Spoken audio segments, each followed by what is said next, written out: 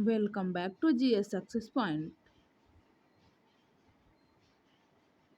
NTA UGC net JRF paper first संप्रेषण जिसको communication भी कहते हैं। यह हमारे पेपर फर्स्ट का बहुत इम्पोर्टेंट टॉपिक है। इससे बहुत सारे क्वेश्चन बनते हैं।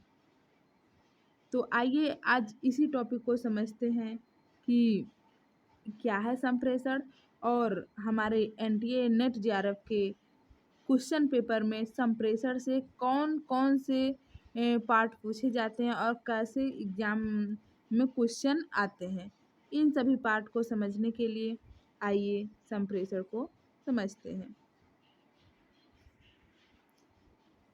हम लोग इस टॉपिक में पढ़ेंगे संप्रेषण, संप्रेषण का अर्थ, प्रकार और अभिलक्षण, प्रभावी संप्रेषण की बाधाएं, प्रभावी संप्रेषण, वाचिक एवं गैर वाचिक, अंतः सांस्कृतिक एवं सामूहिक संप्रेषण, कक्षा संप्रेषण, इसके बाद है जन मीडिया एवं समाज।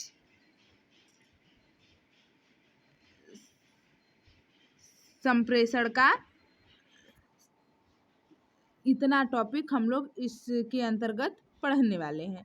तो पहले देखिए संचार का अर्थ, मीनिंग ऑफ कम्युनिकेशन।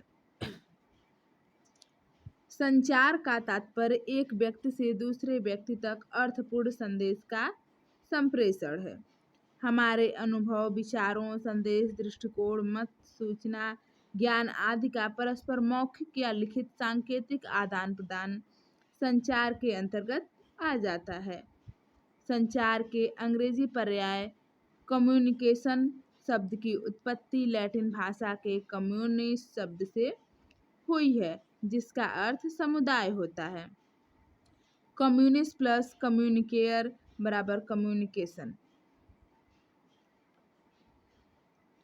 संचार एक व्यक्ति से दूसरे व्यक्ति तक अर्थपूर्ण संदेश प्रेषित करने वाली प्रक्रिया है। यह प्रक्रिया गत्यात्मक, जटिल तथा वैज्ञानिक है। संचार एक रेखीय प्रक्रिया है। इसके अंतर्गत इसे सरल रेखा में बढ़ता हुआ माना जाता है।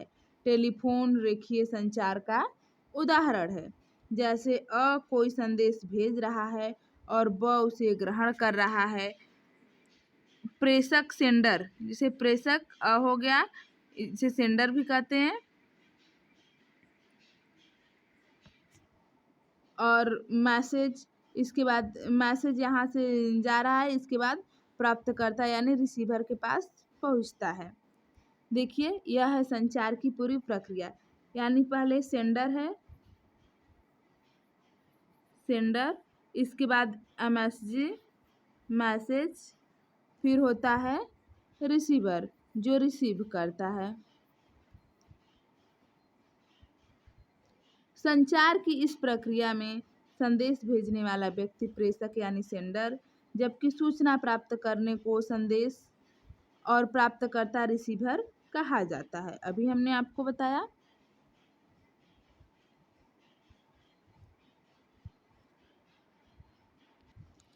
संचार की प्रमुख परिभाषाएं, जिसमें जे पॉल लिगन्स की परिभाषा है। यह एक प्रक्रिया है जिसमें दो या दो से अधिक व्यक्ति एक ऐसे रूप में विचारों, तथ्यों, अनुभवों तथा प्रभावों का विनिमय करते हैं जिसमें प्रत्येक व्यक्ति संदेश का सामान्य ज्ञान प्राप्त कर लेता है। वास्तव में यह एक संप्रेषक और संग्राहक के बीच किसी संदेश अथवा संदेशों की श्रृंखला को प्राप्त करने के लिए की गई सम्मिलित क्रिया है। इसके बाद है थियो हैमान की परिभाषा, American society of training directors की परिभाषा है। थियो हैमान की देखिए, संचार वह प्रक्रिया है जिसके द्वारा सूचना व संदेश एक व्यक्ति से दूसरे व्यक्ति तक पहुँचे। संचार मनुष्य की जानने व बताने की जिज्ञासा की पूर्ति करता है। संचार के मुख्य तत्व, संचार के कौन कौन से तत्व होते हैं देखिए। पहला है स्रोत या प्रेषक, जिसे सोर्स या सेंडर कहते हैं, या संदेश भेजने वाला होता है। इसके बाद होता है संकेतन या एनकोडिंग, जो भेजने वाले संदेश को प्रयुक्त संकेतों में रूपांतरित करता है। इसके बाद तीसरा होता है संदेश यानी मैसेज, जिसमें विचार, सूचना, अनुभव, मौखिक या लिखित संदेश हो सकते हैं। और नेक्स्ट है माध्यम, वह साधन जिसके द्वारा कोई संदेश प्रेषक से प्राप्तकर्ता तक पहुंचता है। इसके बाद होता है कूटानुवाद, संदेश को अर्थपूर्ण संदेशों में परिवर्तित करना। इतनी प्रक्रिया के बाद तब यह संदेश रिसीवर यानी प्राप्तकर्ता के पास पहुंचता है। फिर प्राप्तकर्ता अपनी प्रतिपुष्टि यानी फीडबैक देता है। यह पॉजिटिव या निगेटिव कुछ भी हो सकता है। आगे देखिए नॉइस। नॉइस क्या है? संचार में उत्पन्न वह बाधा जो प्राप्तकर्ता द्वारा संदेश प्राप्त करने में हस्तक्षेप करती है, उसे शोर कहते हैं। देखिए यहाँ पर यह है प्रेषक, यह है संकेतन एनकोडिंग, यह है आपका संदेश। आप ऐसे समझिए, प्रेषक यानी सेंडर के द्वारा एनकोडिंग किया गया यह संदेश, इसके बाद माध्यम से डिकोडिंग किया गया, इसके बाद यह संदेश प्राप्तकर्ता के पास पहुंचता है। प्राप्तकर्ता के पास जब यह संदेश प्रेषक से प्राप्तकर्ता के पास पहुंचता है तो प्राप्तकर्ता अपना फीडबैक देता है तो यह फिर सेंडर के पास आता है। यहाँ से प्राप्तकर्ता अपना फीडबैक देता है और यह फीडबैक फिर शोर यानी नॉइस के माध्यम से प्राप्तकर्ता के पास पहुंचता है। तो यह एक ऐसे प्रक्रिया चलती रहती है। सोच, विचारों तथा संदेशों को वाचिक तथा अवाचिक चिन्हों में रूपांतरित करना कूटलेखन यानी एन्कोडिंग कहलाता है। जो हम अपने विचार को या तो बोलकर बताते हैं या लिखकर बताते हैं तो उसे एन्कोडिंग कहा जाता है। संचार की प्रकृति देख लीजिए। संचार या तो लिखित हो सकता है, मौखिक हो सकता है, ईमेल से हो सकता है, वीडियो कॉन्फ्रेंस हो सकता है, फैक्स हो सकता है, या फिर पत्राचार, दूरभाष, रेडियो आदि। मतलब किसी भी प्रकार से वह संचार एक व्यक्ति से दूसरे व्यक्ति तक किया जा सकता है। संचार की प्रक्रिया में प्रेषक द्वारा भेजा गया संदेश अर्थपूर्ण संदेश में परिवर्तित होकर प्राप्तकर्ता तक पहुंचता है। आगे देखिए संचार के 7 C ऑफ कम्युनिकेशन, यह इम्पोर्टेंट है। पहला है क्रेडिबिलिटी, सी फॉर क्रेडिबिलिटी, जिसको विश्वसनीयता कहते हैं। जब तक प्रेषक द्वारा संचारित संदेश या सूचना का स्रोत विश्वसनीय नहीं होगा तब तक संचार विश्वसनीय नहीं होगा। मतलब जो भी सूचना है वह वैल्यूएबल होना चाहिए, विश्वसनीय होना चाहिए। नेक्स्ट है संदर्भ, जिसको कॉन्टेक्स्ट कहते हैं। संचार वर्तमान परिस्थितियों से अंतर संबंधित होना चाहिए। एक संचार कैसे प्रभावी हो सकता है? संचार को प्रभावी बनाने के लिए 7C उपयोग किया जाता है और इसमें है पहला विश्वसनीयता, दूसरा है संदर्भ, तीसरा है विषय वस्तु की संपूर्ण जानकारी प्रेषक और प्राप्तकर्ता के पास उपलब्ध होनी चाहिए। नेक्स्ट है स्पष्टता, संदेश की भाषा सरल एवं स्पष्ट हो ताकि समझ में आसानी से आ जाए। नेक्स्ट है निरंतरता एवं संगतता, संचार कभी न समाप्त होने वाली प्रक्रिया है। संदेश को श्रोता तक पहुंचाने के लिए उसे लगातार दोहराना पड़ता है, इसलिए संदेश को प्रत्येक पुनरावृत्ति में संगतता होनी चाहिए। नेक्स्ट है माध्यम यानी चैनल, केवल उन्हीं माध्यमों का प्रयोग होना चाहिए जिन्हें प्रेषक एवं प्राप्तकर्ता उचित समझे। नेक्स्ट है श्रोताओं की क्षमता। विद्वानों के एक अन्य समूह के द्वारा संचार के 7 C के अंतर्गत पूर्णता, कंप्लीटनेस, संक्षिप्तता, विचारणीयता या प्रतिफल, स्पष्टता, विशिष्टता, शिष्टता या नम्रता एवं सत्यता को रखा गया है।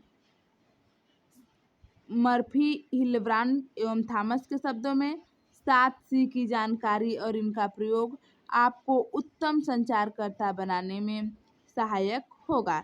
अच्छे संचार हेतु 7 मानदंडों का यह सिद्धांत प्रभावपूर्ण संचार का एक महत्वपूर्ण अंश है। अब देखिए संचार के 4 S। अभी हम लोगों ने पढ़ा 7 C, अब 4 S देखिए। संक्षिप्तता, साधारण, शक्ति, सजगता। संक्षिप्तता मतलब होता है कि जो शब्द होते हैं, जो शब्द प्रयुक्त किए जाते हैं वह संक्षिप्त होने चाहिए, जिससे श्रोता बोर न हो और आसानी से संदेश को समझ एवं सुन सके। दूसरा है साधारण, शब्दों की संरचना जो हो उसमें साधारण शब्दों का प्रयोग हुआ हो, जिससे दूसरे को आसानी से समझ में आ सके। नेक्स्ट है शक्ति। शक्ति जो है संपूर्ण संचार प्रक्रिया को प्रभावित करती है। यह जो है कि सूचना या संदेश के प्रति प्रेषक का पूर्ण विश्वास न रहने पर उसका प्रभाव कम हो जाता है। और सजगता, सजगता इस बात पर निर्भर करती है कि जो प्रेषक है अपने द्वारा प्रेषित संदेश या सूचना के प्रति कितना सजग है। अब देखते हैं हम लोग 7 C देख लिए, 4 S देख लिए। अब संचार की विशेषताएं। संचार आपको पता है कि विचारों, तथ्यों,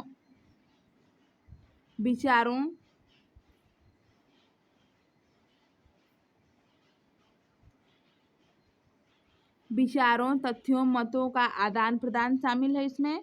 यह सदैव गत्यात्मक होता है, मनोसामाजिक एवं मनोवैज्ञानिक एवं सामाजिक प्रणाली है। यह लक्ष्योन्मुख होता है। इसका जो प्रक्रिया यानी चक्र है वृत्तीय होता है। इसमें शाब्दिक अशाब्दिक दोनों हो सकते हैं।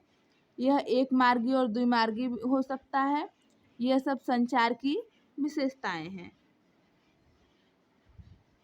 संचार की प्रक्रिया को बेहतर बनाने के लिए परंपरागत साधन माध्यमों जैसे पत्राचार, टेलीफोन तथा समाचार पत्र के साथ साथ आधुनिक संचार माध्यमों जैसे telefax, internet, email, video conferencing आदि का भी प्रयोग किया जाता है।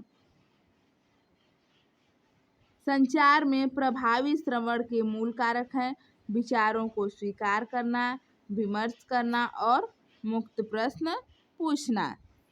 नेक्स्ट देखिए संचार के उद्देश्य।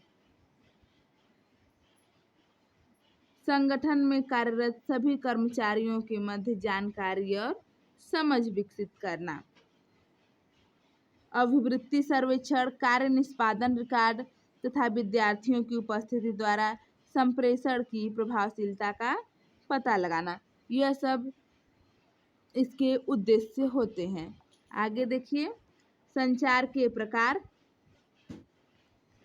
वाणी, लेखन या संकेतों के द्वारा विचारों, अभिमतों अथवा सूचना के विनिमय को संचार कहते हैं। मानव अपने दैनंदिन जीवन में संचार से जुड़ा है। इंटरनेट पर संचार बातचीत को समानांतर संचार कहते हैं। व्यक्तियों की संख्या के आधार पर संचार के प्रकार। व्यक्तियों की संख्या के आधार पर जो संचार के प्रकार है इसमें पहला है अंतःवैयक्तिक संचार। ये इस संचार के अंतर्गत चिंतन, मनन और स्व संचार पर आधारित होता है। कुछ भी करने और कुछ भी कहने से पूर्व मन में उठने वाले विचार संवाद का रूप ले लेते हैं। इसमें आत्मविवेचन, आत्मविश्लेषण, तर्क वितर्क, अंतर्द्वंद आदि इसी श्रेणी के संचार होते हैं। इसके कुछ उदाहरण हैं, जैसे विद्यार्थी सदैव अच्छे अंक पाने के लिए स्वयं से संचार करता है। भूखा व्यक्ति अपनी भूख मिटाने के लिए स्वयं से संचार करता है। मतलब जो व्यक्ति स्वयं से संचार करे, स्वयं से बात करे, उसे अंतर्वैयक्तिक संचार कहते हैं। नेक्स्ट है अंतर्वैयक्तिक संचार, इंटरपर्सनल कम्युनिकेशन। इसमें व्यक्ति दो या दो से अधिक व्यक्तियों का परस्पर संचार होता है। यह संचार दो तरफा होता है। इसमें फीडबैक भी मिलता है। यह सामान्यतः दो व्यक्तियों के मध्य होने वाला संचार है। इसमें साक्षात्कार, कार्यालयीय वार्तालाप, समाचार संकलन इत्यादि इसके उदाहरण हैं। दूरभाष पर वार्तालाप, ईमेल अथवा सोशल नेटवर्किंग साइट पर बातचीत या चैटिंग अंतर्वैयक्तिक संचार के अंतर्गत ही आते हैं। अंतर्वैयक्तिक संचार दो प्रकार के होते हैं, शाब्दिक संचार और अशाब्दिक संचार। शाब्दिक संचार में जो शब्दों के द्वारा बोलकर कहा जाता है उसे शाब्दिक संचार कहते हैं। ऐसे संचार में संप्रेषक अपने विचारों एवं भावों की अभिव्यक्ति लिखित भाषा के रूप में अथवा शब्दों या वाक्यों के रूप में बोलकर करता है। इसके भी दो प्रकार हैं, शाब्दिक के भी दो प्रकार हैं। शाब्दिक संचार के पहला है मौखिक संचार और दूसरा है लिखित संचार। मौखिक संचार वह संचार होता है जिसमें किसी भी सूचना को बोलकर बताया जाता है। इसके दो पक्ष होते हैं, एक प्रेषक होता है यानी जो बोलता है, जो संदेश देता है, और दूसरा प्राप्तकर्ता यानी जो सुनता है। मौखिक संचार के द्वारा ही मानवीय सामाजिक संबंधों, मतलब हम अपनी बात को दूसरे व्यक्ति से मौखिक संचार के द्वारा ही कहते हैं। इस संचार में सेमिनार, संगोष्ठी, कार्यशाला, वार्तालाप, अनौपचारिक सूचना, समूह चर्चा, भाषण तथा अंगुरीलता ग्रेपवाइन संचार आदि आते हैं। और जो अमौखिक समाचार होता है, इसमें विभिन्न स्थानों पर अनेक व्यक्तियों को एक साथ संचारित किया जा सकता है, जैसे पत्र, तार, फैक्स, ईमेल आदि के जरिए। इसमें लिखित संचार में के अभाव में कोई व्यक्ति व्यापार, वाणिज्य अथवा संगठन का संचालन संभव नहीं है। लिखित संचार निम्नलिखित रूप से हो सकते हैं, जैसे प्रतिवेदन, बुलेटिन, फैक्स, परिपत्र, कार्यालयीय आदेश। जो लिखकर एक व्यक्ति से दूसरे व्यक्ति तक पहुंचाए जाते हैं वो लिखित संचार होते हैं, और जो बोलकर बताए जाते हैं, बोलकर सुनाए जाते हैं, वो मौखिक संचार होते हैं। सोशल नेटवर्किंग, नोटिस, यह सब लिखित संचार के उदाहरण हैं। नेक्स्ट है अशाब्दिक या अवाचिक संचार।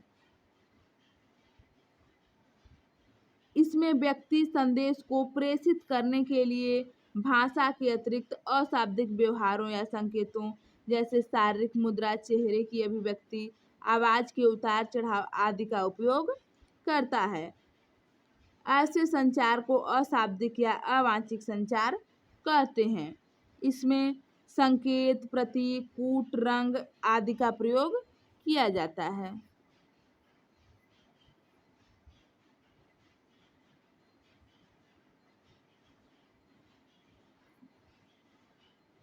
अशाब्दिक संचार में चेहरे की अभिव्यक्ति, हाव भाव आदि से व्यक्ति की प्रभावशीलता का पता चलता है। अशाब्दिक संचार के पहलू प्रोसेमिक्स, काइनेसिक्स, पार्श्व भाषा, स्पर्श की भाषा, क्रोनेमिक्स, यह सब अशाब्दिक संचार के पहलू हैं। शरीर संबंधी भाव भंगिमाएं तथा उनका अर्थ, जैसे पलक उठाना मतलब गुस्सा या अविश्वास, आगे झुकना एकाग्रता को प्रदर्शित करता है। पीछे झुकना अत्यधिक आत्मविश्वास का सूचक। नाक रगड़ना यानी उलझन। आंख मारना अंतरंगता। माथा पीटना मतलब भूल जाना। शिथिल मुद्रा व्यक्ति वार्तालाप में रुचि को दर्शाता है। छाती पर बाह में बाह फंसाना मतलब बचाव की मुद्रा।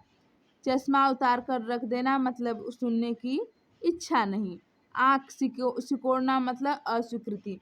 यह सब हमारे शरीर से संबंधित भाव भंगिमाएं हैं जिनका प्रयोग हम अशाब्दिक या अवाचिक संचार में करते हैं, जो हम अपने शरीर के भाव भंगिमाओं के द्वारा अपने बात और अपने विचार को, अपने भाव को दूसरे से प्रकट करते हैं। इसके बाद होता है समूह संचार। जब राष्ट्रीय या क्षेत्रीय स्तर पर विचार गोष्ठी, कार्य शिविर, सार्वजनिक व्याख्यान तथा सभाओं आदि में विचारों का आदान प्रदान होता है, उसे समूह संचार कहते हैं। यह संचार जो है अंतर्वैयक्तिक, जो हमने आपको अभी पढ़ाया, अंतर्वैयक्तिक मतलब व्यक्ति स्वयं से बात करता है। अंतर्वैयक्तिक मतलब दो या दो से अधिक व्यक्तियों का जो समूह होता है। तो यह अंतर्वैयक्तिक का ही बृहद रूप होता है। अंतर्वैयक्तिक में कुछ लोग होते हैं और समूह संचार में बहुत सारे लोग होते हैं। इसमें दो या दो से अधिक व्यक्तियों की भागीदारी अनिवार्य होती है।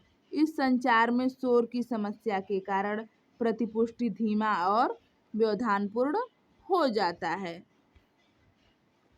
नेक्स्ट है, इसमें इसके उदाहरण देख लीजिए। फेसबुक, ट्विटर,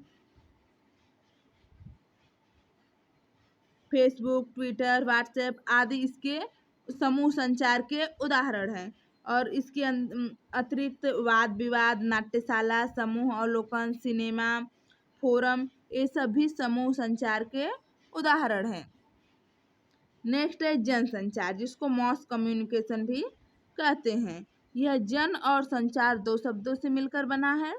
जन का अर्थ है जनता यानी भीड़, और संचार का अर्थ है भाव विचारों को प्रदर्शित करना।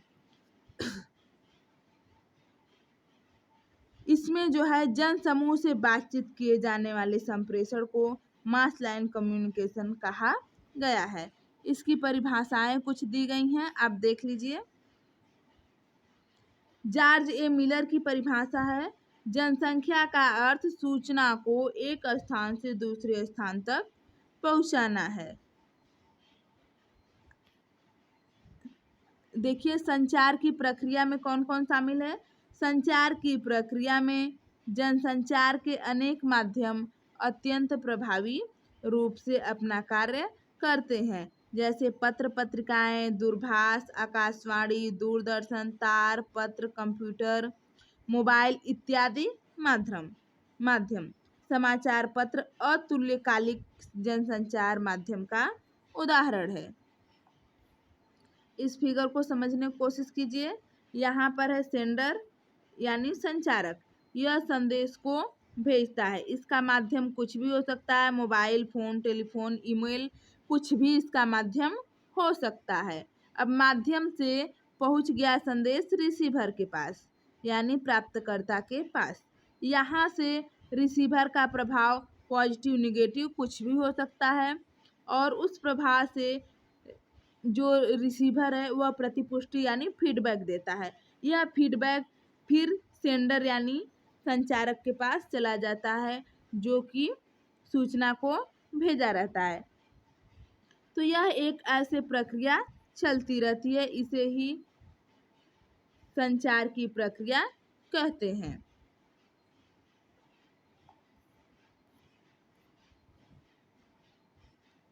संगठन प्रणाली के आधार पर संचार के प्रकार।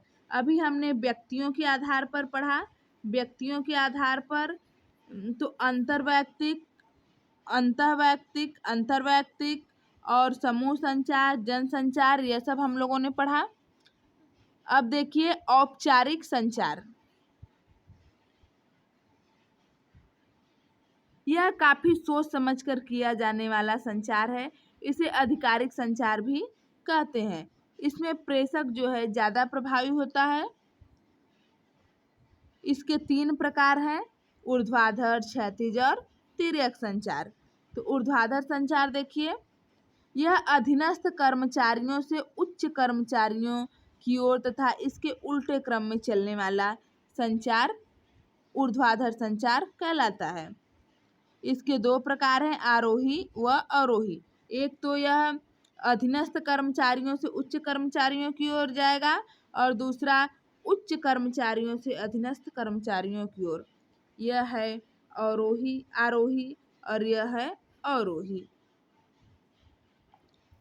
नेक्स्ट आगे देखिए, उच्च अधिकारियों से अधीनस्थ अधिकारियों की ओर और अधीनस्थ अधिकारियों से उच्च अधिकारियों की ओर। तो यह है अवरोही और यह है आरोही। नेक्स्ट है क्षैतिज या समतल संचार। इसमें जो है कार्य या स्तरों से संबंधित समाचार किया जाता है। इसमें समस्तरीय समाचार भी कहते हैं। इसमें आपातकालीन परिस्थिति, बाढ़, सूखा इत्यादि से संबंधित सूचनाएं होती हैं। और जो नेक्स्ट है तिर्यक या आरेखी संचार। इसमें संचार से जुड़े व्यक्तियों के बीच प्रत्यक्ष संबंध नहीं होता है। इसमें अनुक्रम का बंधन भी नहीं होता है। इसमें नए संगठनात्मक रूपों में नई संचार चुनौतियों को पूर्ण करने में आरेखी संचार का महत्व दिनों दिन बढ़ता जा रहा है। संगठन के उद्देश्यों व लक्ष्यों को प्राप्त करने में सहायक होने के साथ साथ यह सहकारिता की भावना को भी बढ़ाता है। नेक्स्ट है औपचारिक संचार नेटवर्क। संचार की प्रक्रिया में सूचना का औपचारिक संप्रेषण एक योजनाबद्ध और व्यवस्थित प्रवाह है। औपचारिक संचार नेटवर्क 6 प्रकार के होते हैं। पहला है तारा या चक्र संचार नेटवर्क।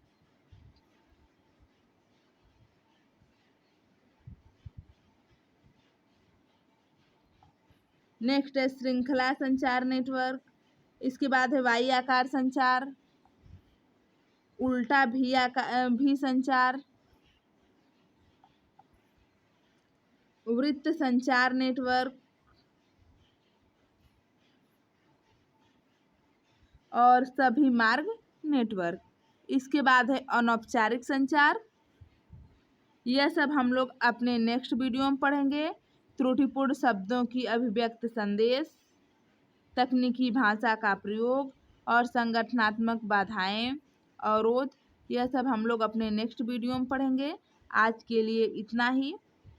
आप लोग कम्युनिकेशन क्या है, इसके कौन कौन से रूप होते हैं, क्या उद्देश्य है, क्या अर्थ है, क्या कार्य है, यह सब समझिए, पढ़ते रहिए, खुश रहिए, मस्त रहिए।